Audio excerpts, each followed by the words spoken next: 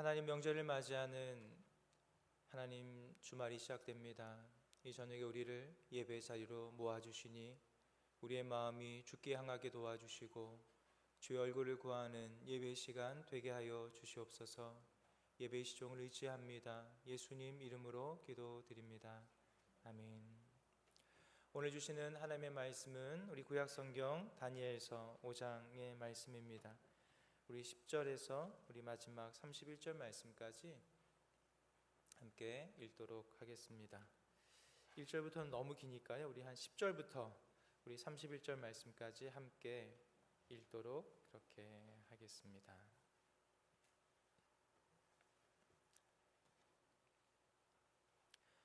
구약성경 1240쪽이 됩니다. 다니엘서 5장 1절부터 31절 전체를 보게 될 것인데 우리 읽는 것은 10절부터 31절의 말씀까지를 함께 보도록 하겠습니다.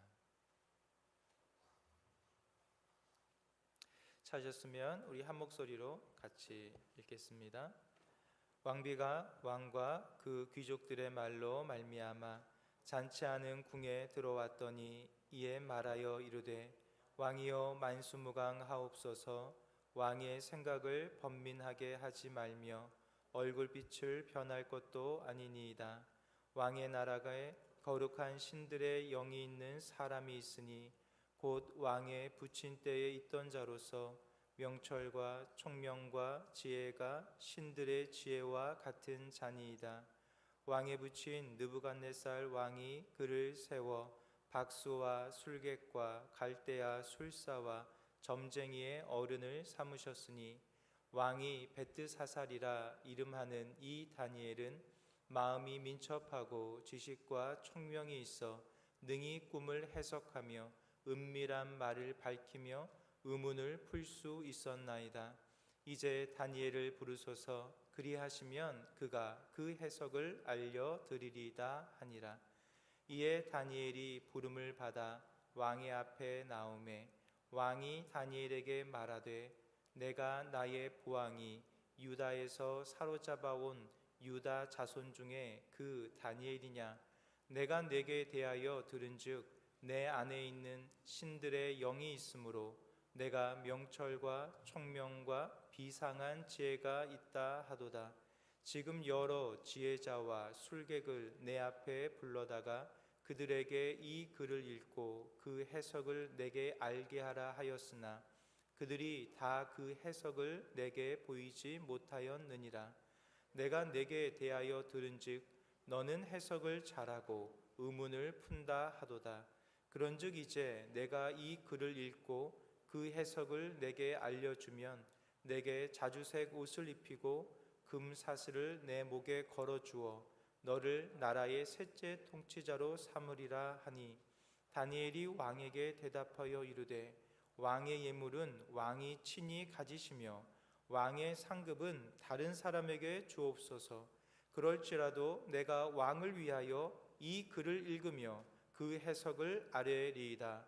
왕이여 지극히 높으신 하나님이 왕의 부친 느부갓네살에게 나라와 큰 권세와 영광과 위엄을 주셨고 그에게 큰 권세를 주셨으므로 백성들과 나라들과 언어가 다른 모든 사람들이 그의 앞에서 떨며 두려워하였으며 그는 임의로 죽이며 임의로 살리며 임의로 높이며 임의로 낮추었더니 그가 마음이 높아지며 뜻이 완악하여 교만을 행함으로 그의 왕위가 폐한바되며 그의 영광을 빼앗기고 사람 중에서 쫓겨나서 그의 마음이 들짐승의 마음과 같았고 또 들나귀와 함께 살며 또 소처럼 풀을 먹으며 그의 몸이 하늘 이슬에 젖었으며 지극히 높으신 하나님이 사람 나라를 다스리게 하시며 자기의 뜻대로 누구든지 그 자리에 세우시는 줄을 알기에 이르렀나이다.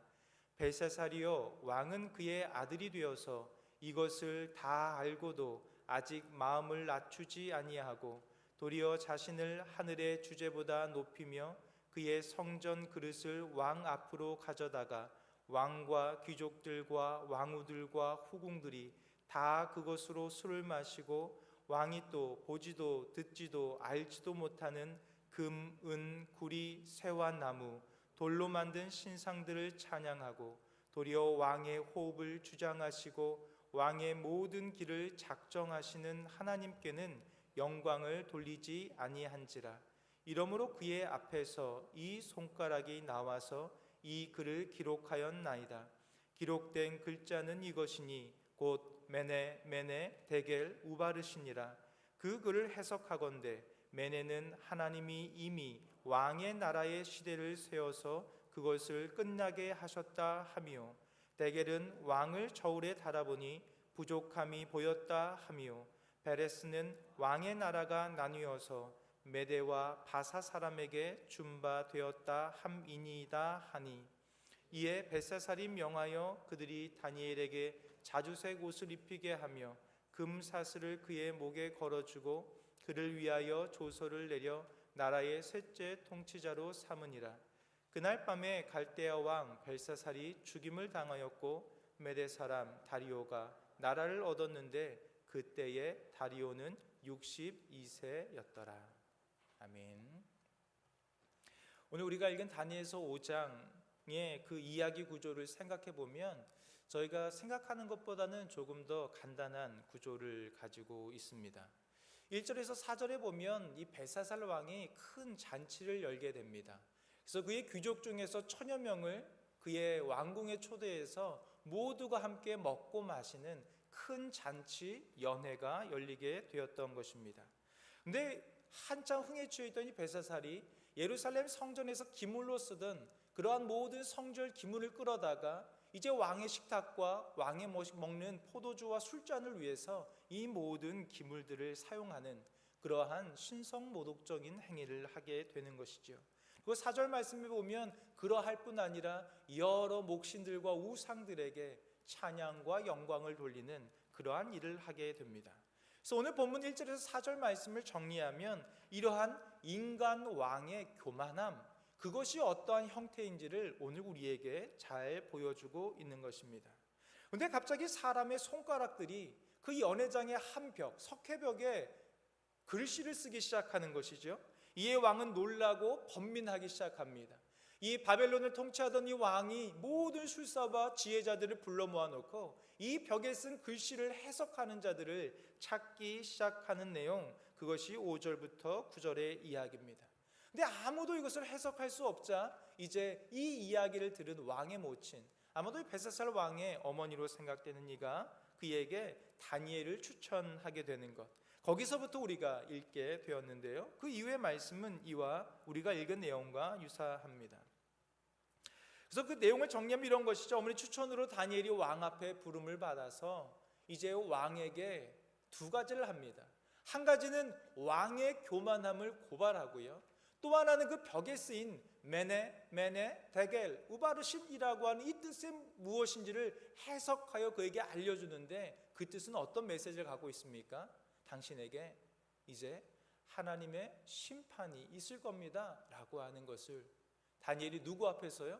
이 온 땅을 정복한 이 바벨론의 왕 앞에서 그의 교만을 지적하고 그의 심판을 예언하는 일들을 행하게 되고요, 마지막 29절에서 31절의 말씀은 그 예언의 말씀대로, 하나님이 기록하신 그 말씀대로 벨사살 왕이 죽임을 당하고 그 나라가 쪼개어졌다라고 하는 것을 오늘 성경의 내용은 우리에게 알려주고 있습니다.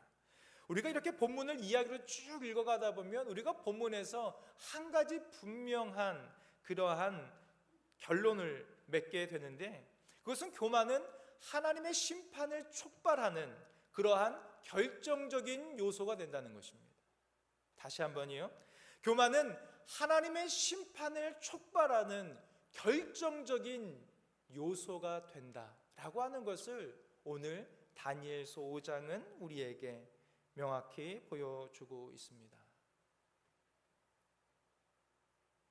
그런데 이 본문의 말씀을 우리가 그 배경과 상황의 이해를 가지고 다른 관점에서 보면 조금 다른 이야기를 또 풀어갈 수 있으리라 생각이 듭니다.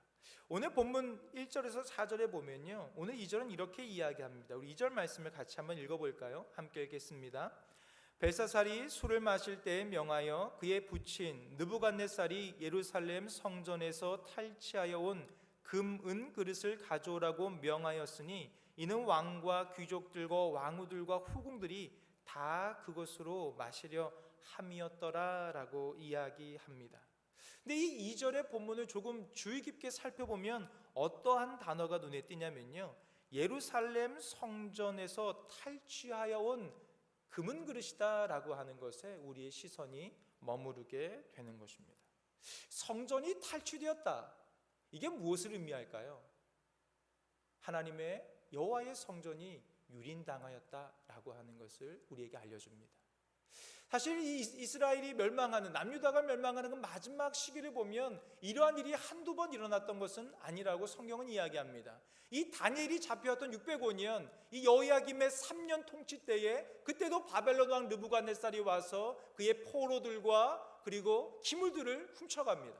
그리고 597년에 에스겔, 그리고 여호야긴 왕이 포로로 끌려가던 이 포로기 때에는 또다시 한번 여호와의 성전이 유린당하는 일들이 역사 가운데 일어나게 됩니다. 결국 우리가 아는 587년 예루살렘의 멸망의 날에는 성전의 모든 것들이 무너지고 파괴되고 사람들은 죽임을 당하고 성전의 기물들과 살아남은 사람들이 바벨론의 긴 여정을 포로로 끌려가는 완전한 멸망, 파괴, 그것을 우리는 기억하게 되는 것입니다.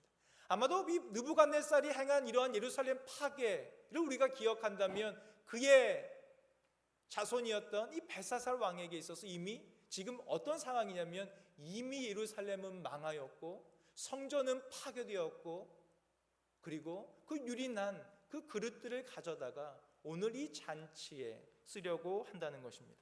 사실 오늘 성경을 읽을 때 아니 귀족이 1000명인데 어떻게 성전의 기물들을 가지고 이 사람들 다 나눠줄 수 있지? 사실 이런 의문이 들었어요. 그래서 성경을 막 찾다 보니까 힌트를 딱 발견했는데요, 나중에 이 에스라가 나중에 돌아올 때에 이 모든 성전의 기물들을 회복해서 가지고 이제 돌아오잖아요. 그 에스라 1장에 나오는데 그 기물의 수를 세어보니까 성경에 5,400개 이렇게 이야기합니다.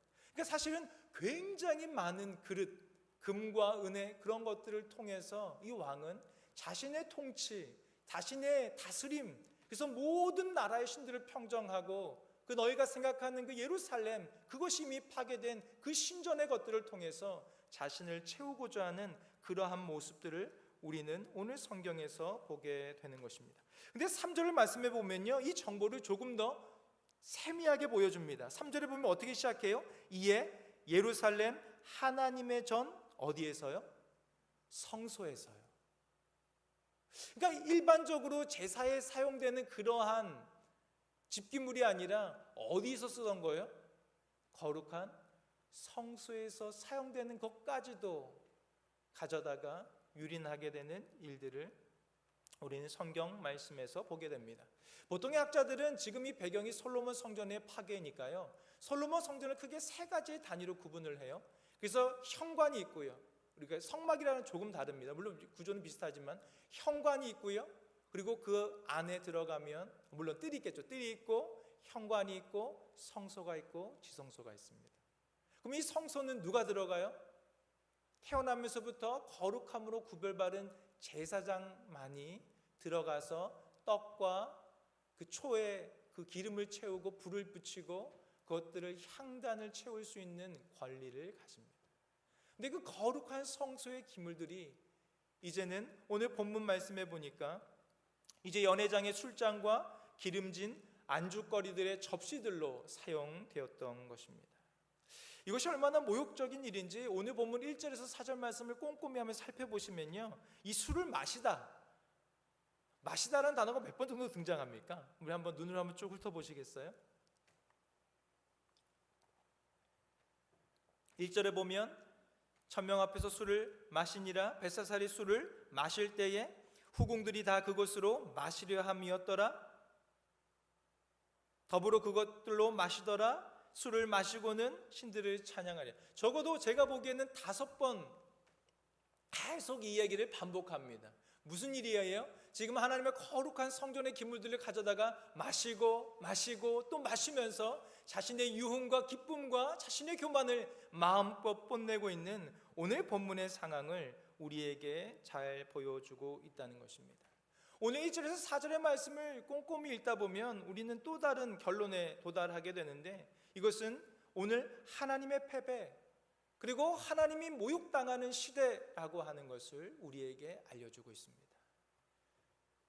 아마도 다니엘은 605년에 포로로 끌려와서 아마도 아직은 나에게 돌아갈 고향이 있고, 아직은 여호와의 성전이 거기에 계시고 하나님의 임재가 거기에 있으니까 지금은 포로로 살아가지만 우리에게 꿈이 있고 희망이 있겠다라고 이야기할 수 있지만, 이제는 그 모든 희망이 이제 원정을 통해서 다 파괴되고 기물들은 다 유린당하여 끌려와서 이곳에서 널브러져서 술잔으로 쓰여지는 그러한 하나님이 모욕당하는 시대 가운데 다니엘이 있었다라고 하는 것을 우리는 생각해야 합니다. 그런데 예루살렘의 파괴, 성전의 집기들이 술잔으로 사용되는 상황, 이것이 그러면 성경의 시대, 특별히 바벨론 포로 시대에만 있었던 일이냐? 그런 것 같지만은 않습니다. 오늘날 우리 주변의 교회를 보면요, 오늘날도 교회도요 매마가 이루어집니다. 어제는 상가 교회였는데 그것이 이제는 문을 닫고 당구장이 되고 카페가 되고 혹은 사무실로 사용되는 일들이 오늘 우리가 살아가는 이 한국 교회에도 여전히 일어나고 있습니다. 물론 저희와는 좀 멀리 떨어져 있는 곳이긴 하지만 우리가 잘 아는 영국 교회 이야기들을 여러분은 알고 계실 것입니다. 교회들이 어떻게 돼요? 술집으로 바뀌는 것이죠.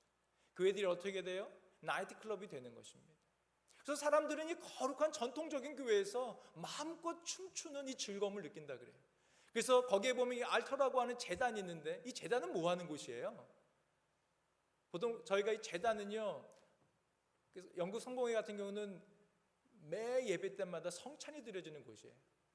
근데 그곳에서 술을 마시기 시작하는데 가장 비싼 자리래요. 왜냐하면 사람들이 생각하는 가장 거룩한 그곳에서 술잔을 기울 때 사람들 생각에 술 마셔도 좋구나 라고 이야기한다고 합니다. 여기서 우리 질문이 있습니다. 이러한 시대에 하나님이 어디 계신가 라고 하는 것을 묻게 되는 것이죠. 자신의 처소 하나를 제대로 지켜내지 못하는 하나님이, 이 세상에 속절없이 빼앗기고 마는 하나님이 과연 우리를 보호하고 지켜줄 수 있는가? 과연 우리 하나님은 여전히 살아계신가? 철저하게 유린당하고 그의 백성들은 포로가 되고 이 세상을 살아가고 있는 이곳에서 하나님은 여전히 우리와 함께 하시는가? 라고 하는 것을 묻지 않을 수 없습니다. 사실 우리는 지금 자유경제 시스템이라고 하는 경제의 어떠한 규약, 그러한 시스템 속에서 우리는 살아갑니다. 그래서 우리는 실질적으로 느끼는 하나님보다는 우리 지갑 안에 있는 카드가 혹은 현금이 우리를 더욱 증명해 줄 때가 있습니다. 우리가 믿는 하나님보다는 우리가 믿는 은혜의 통장과 잔고가 우리의 그 어떠함들을 확인해 주는 그러한 시대를 우리는 살아가고 있습니다. 오늘날 한국교회가 수많은 교회들이 은행의 대출로 그렇게 있지요. 그래서 교회는 끊임없이 교회 이자를 은행에 갚으면서, 그래서 우리는 생각하기를 정말 하나님의 크신가? 아니면 은행이 우리보다 더 우위인가? 하나님의 교회가 살아있는가? 아니면 은행이 좀 더 우리보다 우위를 차지하고 있는가? 어찌 보면 하나님이신가? 아니면 이 세상을 지배하는 맘모니즘의 그 물신이 우리의 삶과 정신을 훨씬 더 지배하고 있는가? 라고 하는 것을 우리는 생각하게 되는 것입니다. 그래서 사람들이 농담으로 조물주 외 건물주라고 하는 이야기야 결코 농담으로 들려지지 않는 이유는 그 말에 이 사람들의 오늘 시대에 진심이 담겨 있기 때문입니다. 다니엘이 경험하고 있는 바벨론 포로의 상황, 그것이 우리가 살고 있는 오늘 한국교회의 현실의 상황이 아닌가 생각해 보게 되는 것입니다. 그러면 이렇게 하나님의 교회 혹은 하나님의 공동체가 무너졌는데 성도의 삶은 어떨까요? 수많은 교회들이 문을 닫고 다시 개업을 하듯이 교회가 문이 열립니다. 그러한 수많은 경제적인 시스템 속에서 교회가 오늘도 힘겹게 교회의 존립을 위해서 살아갑니다. 이러한 하나님의 공동체들이 무너져가고 있는 이런 시대를 보면 성도들의 형편은 어떨까요? 오늘 본문에 보면 재미있는 표현들이 나오는데요, 11절에서 12절에 보면 다니엘을 부르는 그 왕비가 다니엘을 어떻게 부르는가 살펴보면 어떻게 부릅니까? 11절에 왕의 나라에 거룩한 신들의 영이 있는 사람이라고 이야기합니다. 뭐라고요? 거룩한 신들의 영이 있는 사람. 그리고 또 뭐라고 이야기하냐면 명철과 총명과 지혜가 신들의 지혜와 같은 자입니다 라고 그렇게 천거하며 추천합니다. 근데 13절에 보면 이 벨사살 왕이 다니엘을 불러서 첫 하는 이야기가 뭔지 아세요? 우리 13절 같이 한번 읽어볼까요? 함께 읽겠습니다. 이에 다니엘이 부름을 받아 왕의 앞에 나오매 왕이 다니엘에게 말하되 내가 나의 보왕이 유다에서 사로잡아온 유다 자손 중에 그 다니엘이냐라고 그렇게 묻습니다. 다른 번역에 보니까 유다 포로 중 너 그 한 사람이니? 라고 묻는 것입니다. 또 다른 번역에 보니까 유배자들 가운데 거하는 그 한 사람이 바로 너니? 라고 다니엘을 지칭합니다. 혹시 이러한 시대를 사는 저와 여러분이 이 세상에서 이런 상황 가운데 살아가는 것은 아닙니까? 교회 공동체의 신뢰와 그러한 역할들이 무너져가기 시작합니다. 또한 성도들은 세상에서 자신의 것들을 펼쳐내지 못하고 사람들에게 교회에 다니는 예수쟁이라고 하는 손가락질과 함께 그러한 시대를 우리가 살고 있는 것이 아닌가. 오늘 보면 다니엘서 5장은 하나님의 권위가 무너지고요, 하나님의 성도들이 마치 이 땅에 포로로 살아가고 있는 그 시대 가운데 오늘 본문 말씀이 선포된다 이렇게 이야기합니다. 그럼 오늘 5장의 말씀을 통해서 우리에게 주시는 하나님의 핵심적인 메시지는 무엇일까? 라고 생각할 때 하나님 백성의 패배가 하나님의 패배가 아니라는 것입니다. 나의 실패가 내가 믿는 하나님의 실패가 아니라는 것입니다. 때로는 우리는 하나님을 내 상황과 환경 속에 가두어 놓고 그렇게 신앙하려고 합니다.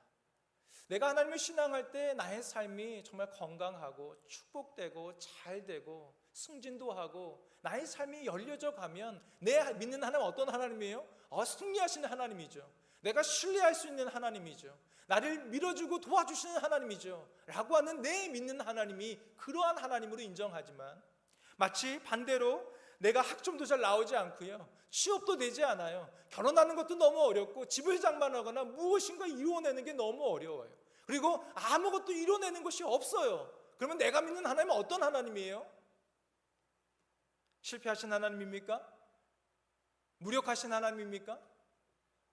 하지만 많은 성도들이 그러한 하나님으로 이해합니다. 내가 주어진 상황과 환경 속에서 내가 실패하면 하나님도 실패하고, 내가 좌절하면 하나님의 뜻이 좌절되는 듯한 나와 하나님을 동일시하는 일들이 우리의 신앙 가운데 있는 것입니다. 근데 우리가 생각해 보는 것이 정말 그러한가? 나의 신앙과 나의 믿음이 과연 하나님과 정비례하는 것인가? 나의 삶과 나의 환경이 내가 믿는 하나님을 규정할 수 있는가? 라고 하는 것을 우리는 생각해 보아야 합니다.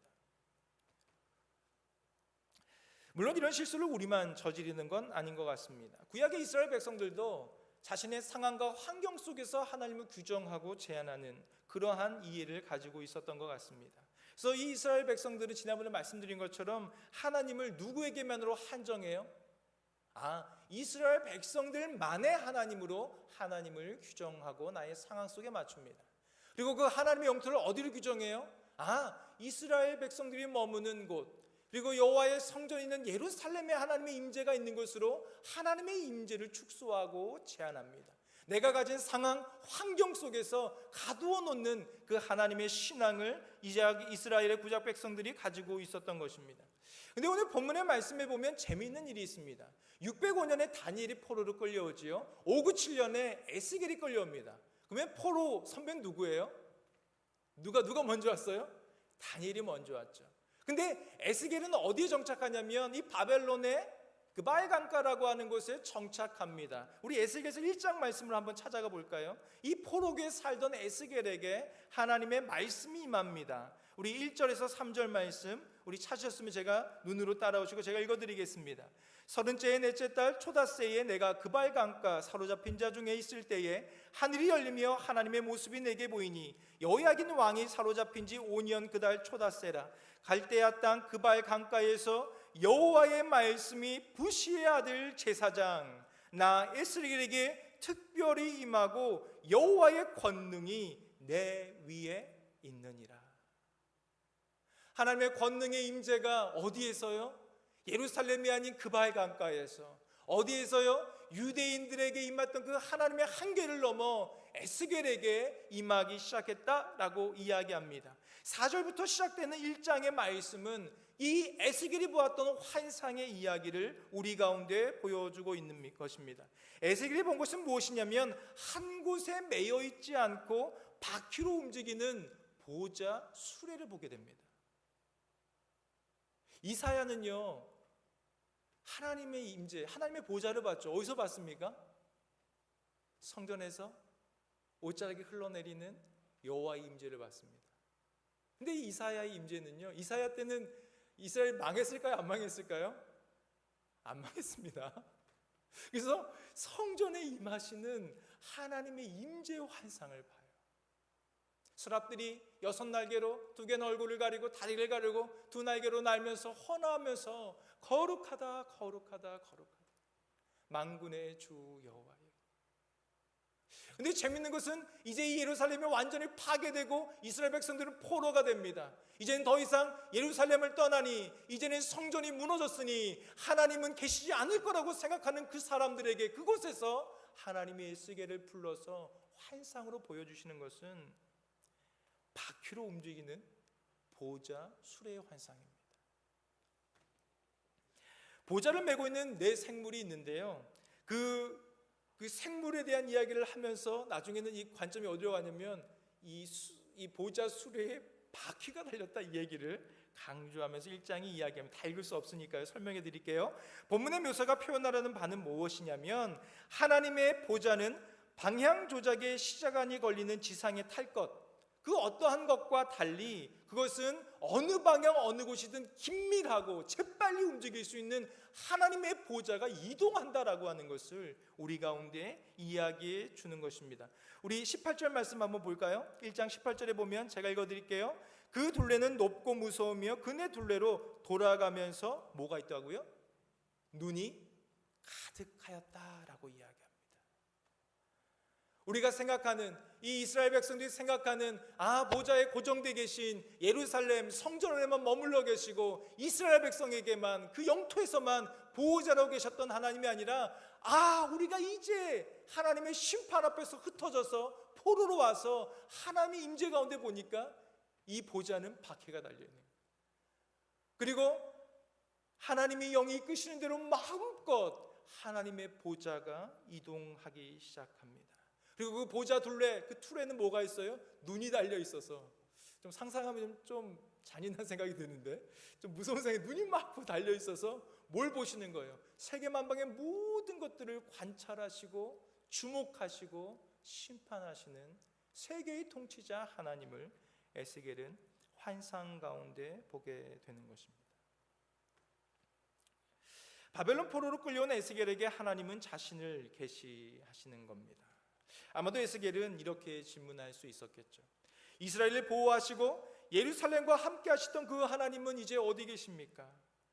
예루살렘과 성전은 파괴되고 동족들은 죽임을 당하거나 포로가 되고 뿔뿔이 흩어지고 말았습니다.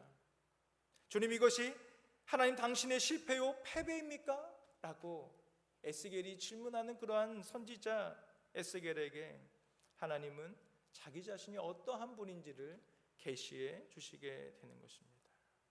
하나님의 보좌가 떠오르기 시작하고요, 이 바퀴가 달려서 마음껏 온 세계의 통치자로 움직이시는 하나님의 환상을 보게 되는 것입니다.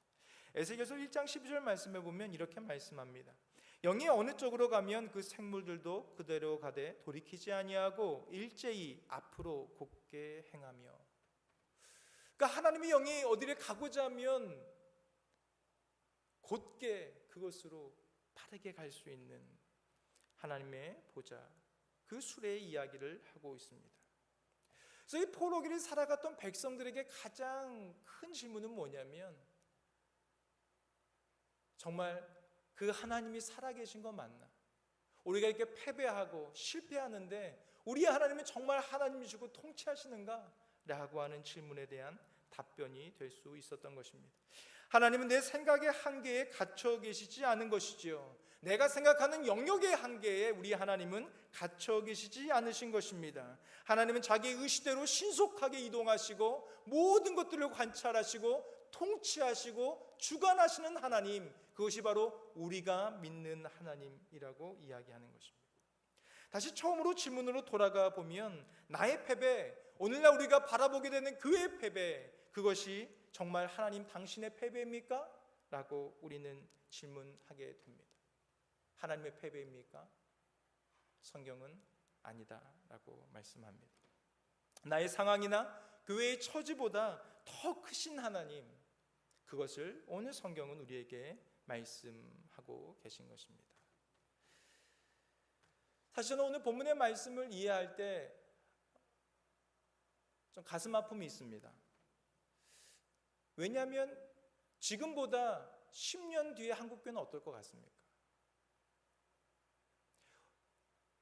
우리가 함께 늙어간다는 전제를 가지고 말씀드리면, 저희가 20년 뒤가 되고 저희가 30년 뒤가 됐을 때 한국의 교회, 이 예배당은 누가 채우겠습니까? 얼마나 많은 교회가 어려움을 당하고 문을 닫고 전도가 막히고 이 사회 가운데 하나님의 신앙을 말하는 것이 어렵게 되지는 않겠습니까?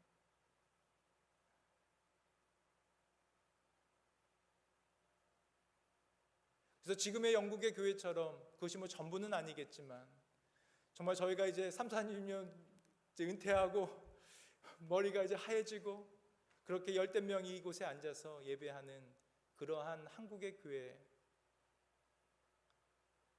저희가 믿음이 없어서 그렇게 생각하는지 모르겠지만 혹 그것이 우리의 현실이 될 수도 있겠다. 아무도 오지 않는 이 교회에 그렇게 모여 백발의 성도들이 모여있는 이곳이 우리가 생각할 때 하나님 패배하였습니까? 하나님의 실수입니까? 하나님의 실패입니까? 우리는 끊임없이 이 질문을 올해보다는 내년에, 내년보다는 그 이후에, 10년 뒤, 20년 뒤에 우리는 끊임없이 이 질문을 하게 될지도 모릅니다. 근데 오늘 성경은 우리 하나님이 그렇지 않으시다라고 말씀합니다. 내가 작고 약하고 실수한다고 우리 하나님이 작으신 것이 아니다. 내가 내 삶에 무기력하다고 우리 하나님이 무기력한 것이 아니다. 우리의 삶에 보이지 않는 환경 가운데 어려움을 당한다고 우리의 하나님이 힘없는 하나님이 아니다 라고 하는 것을 이야기하고 계신 것입니다. 사실 이것을 이해해야 오늘 본문 나타나는 다니엘의 행동을 우리가 좀 이해하게 됩니다. 오늘 다시 본문으로 돌아와서 오늘 본문의 말씀을 정리하자면, 이 다니엘이 17절 말씀에 보면 왕에게 이렇게 대답합니다. 왕이여, 이르되 왕의 예물은 왕의 친히 가지십시오. 왕의 상급은 다른 사람에게 주십시오. 그럴지도 내가 왕을 위하여 이 글을 읽으며 이 세석을 아뢰리이다. 지금 다니엘은 왕의 하사품을 거절합니다. 왜냐하면 그는 이 세상 임금이 아닌 거룩한 하나님의 자녀로서 지금 이곳에 서 있기 때문입니다. 제가 오늘 본문의 말씀을 볼 때 다니엘은 이 벨사살 왕의 신하처럼 보이지 않는 거예요.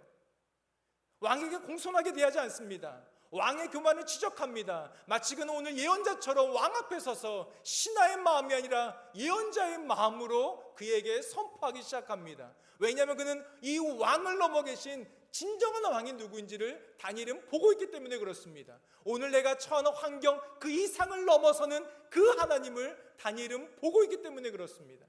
오늘 우리에게 필요한 것이 무엇입니까? 우리의 주변의 상황입니까? 나의 문제입니까? 아니요. 그 모든 것들을 뛰어넘는 그 왕이신 하나님, 그분을 만나는 비전과 그 믿음이 우리의 소망이 아니겠습니까? 사실 다니엘에게서는 이미 이 환상이 주어졌어요. 우리가 가스 프로젝트에서는 이것이 포함되어 있지 않지만 2장 말씀에 보면 다니엘은 이미 환상 가운데 하나님께서 이 세상의 통치라는 것을 분명히 알고 있었습니다. 어떻게 알고 있어요? 이제 금 신상을 보는 거죠. 이 금의 시대가 지나가면 은혜 시대가 일어날 것을 알게 됩니다. 이 은혜 시대가 지나가면 이제는 청동의 시대가 일어나게 될 것이고, 이 청동의 시대도 강력하지만 이것이 쇠 시대에 의해서 명할 것을 그는 환상 가운데 보게 된 것입니다. 모든 나라의 것들이, 이 세상의 모든 만물들이 하나님의 통치와 손길 안에 있는 것을 다니엘은 알고 있었어요. 그래서 다니엘이 네가 유다의 포로민이냐? 라고 하는 사람들의 적대적인 말투와 예루살렘의 멸망과 이 기물들이 사람들의 술잔으로 쓰여지는 처절한 신앙의 무너짐의 현실 속에서도 그는 지금 무엇을 보고 있어요? 이 나의 현실, 내가 당하는 수모보다 더 크신 하나님을 바라보고 있었던 것입니다. 그래서 그는 벨사살 왕에게 이렇게 심판의 예언을 선포합니다. 메네 메네 데겔 우바르신이라고 이야기합니다. 메네라고 이야기하는 것은 수가 세워지기 시작했다, 카운트가 되기 시작했다. 하나님이 너의 삶을 계산하기 시작하신다. 계산하시고 또 계산하신다. 데겔은 무엇입니까? 무게를 재어보니 너의 삶에 부족함이 너무나 많고, 하나님 우리의 삶에 무게를 재고 계시다는 것이죠.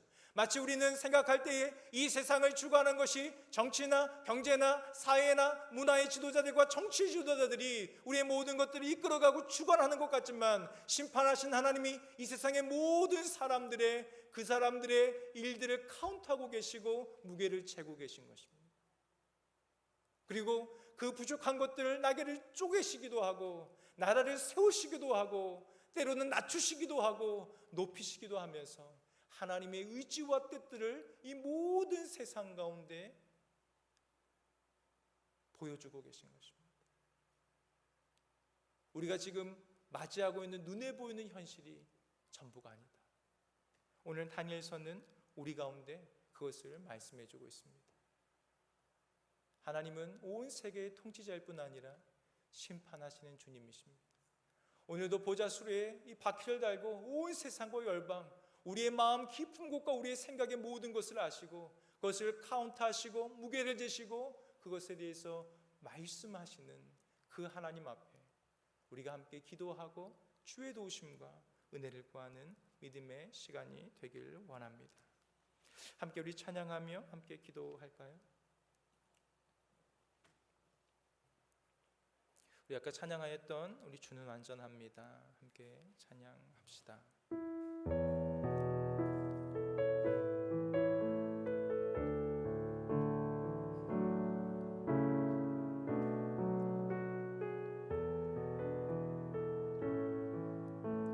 주여 우린 연약합니다. 주여 우린 연약합니다. 우린 오늘을 힘겨워합니다.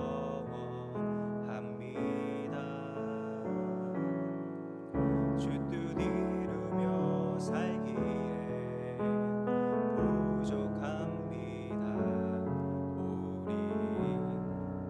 우린 연약합니다.